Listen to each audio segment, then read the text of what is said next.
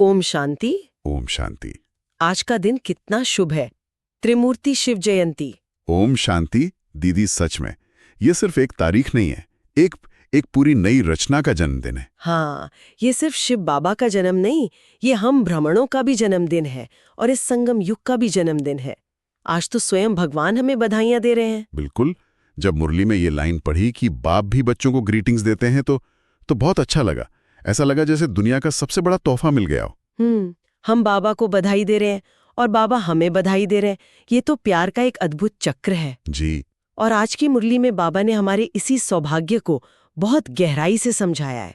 चलिए आज इसी प्यार भरी मुरली पर थोड़ा धीरे धीरे आराम से मंथन करते हैं। जी दीदी, बिल्कुल। कोई जल्दी नहीं है, एक एक शब्द के रस को अनुभव करते हैं। मुरली की एक बात पर सबसे पहले ध्यान जाता है।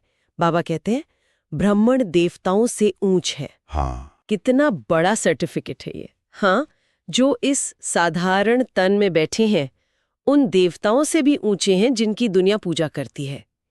इस एक लाइन में ही सारा नशा समाया हुआ है। दीदी सच कहूं तो इसी पॉइंट पे आके मेरा मन बहुत सोचता है।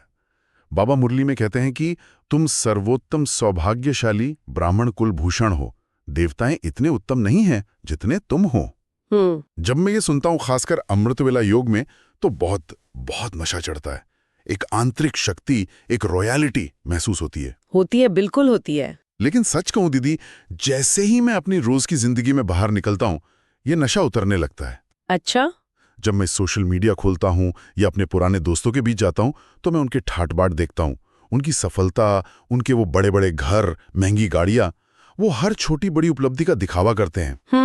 और उन्हें देखकर कभी कभी मुझे बहुत साधारण, मतलब बहुत छोटा महसूस होता है। मैं खुद से पूछता हूं, मैं देवताओं से ऊंच कैसे हूं? मेरी स्थिति तो गुप्त है, पर दुनिया तो वो दिखावे को ही बांधती है ना। सही बात है। कभी कभी ये विचार आता है कि मैं क्या कर रहा हूं, एक कमरे में बैठ के ज्ञान सुन रहा हूं, जबकि दुनिया तो आगे बढ़ रही है। तो इस आंतरिक रॉयल्टी और बाहरी सादगी के बीच संतुलन कैसे बनाऊं? ये नशा टिकाए कैसे रखूं? आपका ये सवाल बहुत स्वाभाविक है और बहुत सच्चा है। और ये सिर्फ आपका नहीं, हम में से कई आत्माओं का ये रोज का संघर्ष है। जी। बाबा हमें भिखारी से राजकुमार बनाते हैं और ये यात्रा एक दिन की नहीं है। ये ट्रांसफॉर्मेशन धीरे धीरे होता है। थोड़ा रुक कर सोचिए। दुनिया के लोग बाहरी चीजों का दिखावा करते हैं, लेकिन वो किस चीज का दिखावा कर रहे हैं? विनाशी चीजों का। हाँ, उन चीजों का जो आज हैं कल नहीं रहेंगी। उनका घर, उनकी गाड़ी, उनका पद सब विनाशी है। उनकी महिमा आज है, लेकिन क्षणभंगुर है, जैसे कागज के फूल। हाँ। दिखने में सुंदर, पर न खुशबू है न जीवन। और बाबा हमें क्या दे रहे हैं? अविनाशी वर्षा। विष्णुपुरी की बादशाही का अविनाशी वर्षा। हमारी महिमा गुप्त है, लेकिन 21 जन्मों के लिए अविनाशी है। तो वो है कागज का फूल और हम हैं रचयिता के बगीचे की अविनाशी खुशबूदार कली जो अभी खिल रही है। अविनाशी, ये शब्द बहुत शक्तिशाली है दीदी। जब मैं इस पर ध्यान देता हूं तो वो सारी तुलना खत्म हो जाती है। हाँ, और देखिए, जिन लक्ष्मी नारायण के आगे सारी दुनिया माथा टेकती है, बड़े बड़े राजा रानी, प्राइम मिनिस्टर, सब उनके आगे झुकते हैं। जी। बाबा हमें वो बनने की पढ़ाई पढ़ा रहे हैं। ये कोई छोटी बात तो नहीं है। नहीं, बिल्कुल नहीं। बाबा ने मुरली में कितना सुंदर कहा, ब्राह्मणों की है चोटी। हम उस रचना के शिखर पर हैं जहां से नई दुनिया की मीफ पड़ती है। देवताएं तो रचना है और हम रचयिता के सहयोगी हैं। हम रचयिता बाप के साथ सहयोगी हैं, नींव के पत्थर हैं। उनकी चमक प्रत्यक्ष है, हमारी शक्ति गुप्त है। ये ज्ञान का डांस है। वे स्थूल डांस करते हैं महफिलों में, पार्टियों में, और हम ज्ञान की खुशी में, एकांत में अंदर ही अंदर नाचते हैं। तो जब भी मन बाहर की चकाचौंध को देखे तो उसे ये याद दिलाएं कि ये सब पुराने जड़ी भूत महल की आखिरी सजावट है जो गिरने ही वाला है। वाह। और हम नए महल की नींव डाल रहे हैं। इस नशे को पकड़ कर रखें। चलिए एक क्षण इसी नशे में टिकते हैं। मैं बाप का सहयोगी, मास्टर रचयिता आत्मा हूँ। मेरी स्थिति गुप्त है पर सबसे ऊंची है। ये बहुत मदद करता है। गुप्त शक्ति का नशा, इसे ही पक्का करना है। बिल्कुल। दीदी, एक और बात है जिसमें मैं अक्सर उलझ जाता हूँ। आज के वरदान में बाबा ने विस्तार की रंग बिरंगी बातों का जिक्र किया है। हाँ, ये मुझे बहुत बहुत प्रासंगिक लगा। मैं सुबह अमृतवेला में मुरली क्लास में बहुत अच्छी स्थिति बनाने की कोशिश करता हूँ। बाबा जो बीज हैं उनकी याद में रहने का अभ्यास करता हूँ। लेकिन जैसे ही मैं बाहर की दुनिया में जाता हूँ, ऑफिस में कोई समस्या हो गई, दोस्तों के बीच कोई गॉसिप शुरू हो गई, या घर पे ही न्यूज़ देख ली, बस इतनी बातें, इतनी समस्याएं, इतनी चर्चाएं होती हैं कि मैं उस वृक्ष के विस्तार में ही खो जाता हूँ। वो बातें अपनी ओर खींच लेती हैं और मैं बीज को भूल जाता हूँ। सही है। उस समय ऐसा लगता है कि यही बातें सच हैं, यही जरूरी हैं। उस विस्तार के जंगल से निकलने का कोई सहज तरीका क्या है? वावा का रूपक कितना सुंदर है। बातें हैं वृक्ष और बाप है बीज। जी। चलिए इसे एक चित्र की तरह देखते हैं। सोचिए, अगर आप किसी बहुत बड़े घने बरगद के पेड़ के पास जाएं और उसकी एक एक टहनी, एक एक लटकती जड़, एक एक पत्ते को पकड़ने की कोशिश करेंगे तो क्या होगा? उलझ जाएंगे। आप उसी में उलझ कर रह जाएंगे, शायद खरोंचे भी लग जाएं और हाथ कुछ नहीं आएगा। आप थक जाएंगे, शक्तिहीन हो जाएंगे, लेकिन पेड़ को काबू नहीं कर पाएंगे। सही बात है। वृक्ष आपकी मुट्ठी में है। मतलब सार को पकड़ना। हाँ, ये रंग बिरंगी बातें ही तो माया का जाल हैं। वे आकर्षक लगती हैं, लेकिन हमारी शक्ति को सोख लेती हैं।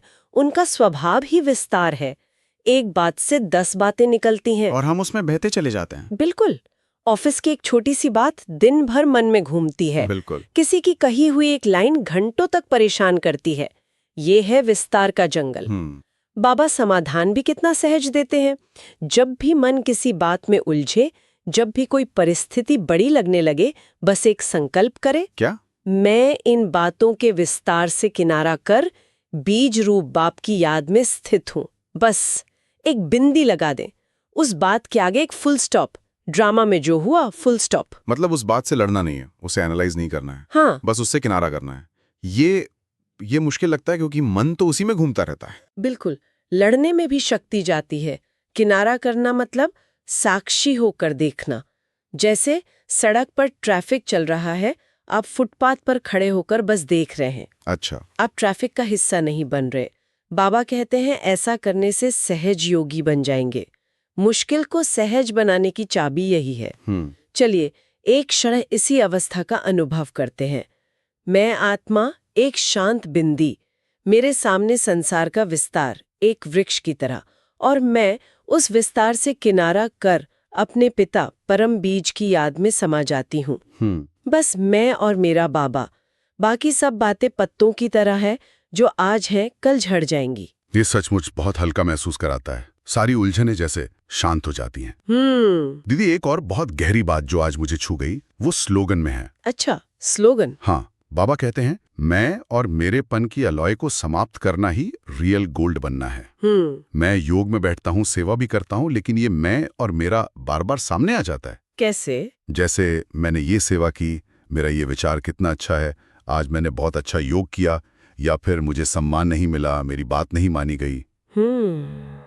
ये अलाय यानी मिलावट इतनी सूक्ष्म है कि पता ही नहीं चलता कब आत्मा रूपी सोने में मिक्स हो जाती है। इसे जड़ से कैसे खत्म करें, ये बहुत बहुत बड़ी मेहनत लगती है। कभी कभी लगता है कि शायद मैं कभी भी इससे मुक्त नहीं हो पाऊंगा। ये देह अभिमान बहुत मजबूत है। आपने सही शब्द पकड़ा, मेहनत। जी। जब तक कर्तापन का भाव है, मैं कर रहा हूँ ये भाव है, तब तक मेहनत है और थकावट है। लेकिन याद करें, बाबा मुरली में खुद को क्या कहते हैं? धोबी, बड़ा धोबी। वो कहते हैं मैं मूत पलीती कपड़ धोऊं। वो सारे विश्व की आत्माओं के जन्म जन्मांतर के मैल को ज्ञान और योग से धो रहे हैं। धोने का काम हमारा नहीं, उनका है। हमें तो बस उनकी श्रीमत की वॉशिंग मशीन में समर्पण भाव से बैठना है। वाह, बड़ा धोबी। ये याद रखने से बोझ हल्का हो जाता है कि सफाई मुझे नहीं करनी, बाबा को करनी है। मुझे बस कपड़े मशीन में डालने हैं। बिल्कुल। और ये मैं और मेरापन ही तो सबसे बड़ा और सबसे जिद्दी मैल है। यही रावण का अंश है जो हमें पतित बनाता है। जी। जब हम कहते हैं मेरा शरीर, मेरी बुद्धि, मेरी सेवा, तो हम 24 कैरेट सोने में तांबा मिला देते हैं। उसकी कीमत कम हो जाती है। इसका समाधान है समर्पण।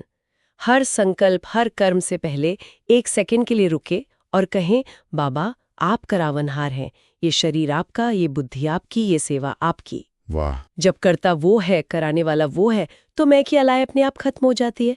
श्रेय लेने का भाव ही नहीं उठता।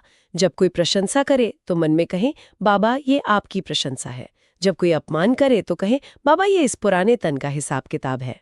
तो समर्पण ही चाबी है, हर बात में बाबा को आगे रखना। हाँ, और यही सच्चा आत्मराज्य तिलक है। जब हम इस मैंपन से मुक्त होते हैं तो हम स्वयं को सॉवरेनिटी का तिलक लगाते हैं और रियल गोल्ड बन जाते हैं, जो सतयुगी राज्य के लायक है। हाँ, जो सतयुगी राज्य के लायक है। बिना इस मिलावट को निकाले हम उस सोने की दुनिया में प्रवेश नहीं कर सकते। सोने की दुनिया के मालिक बनने के लिए पहले खुद सच्चा सोना बनना पड़ेगा। बिल्कुल सही। आज बाबा ने हमें कितना कुछ याद दिलाया। हम देवताओं से भी ऊंच हैं, हमारी महिमा गुप्त लेकिन अविनाशी है।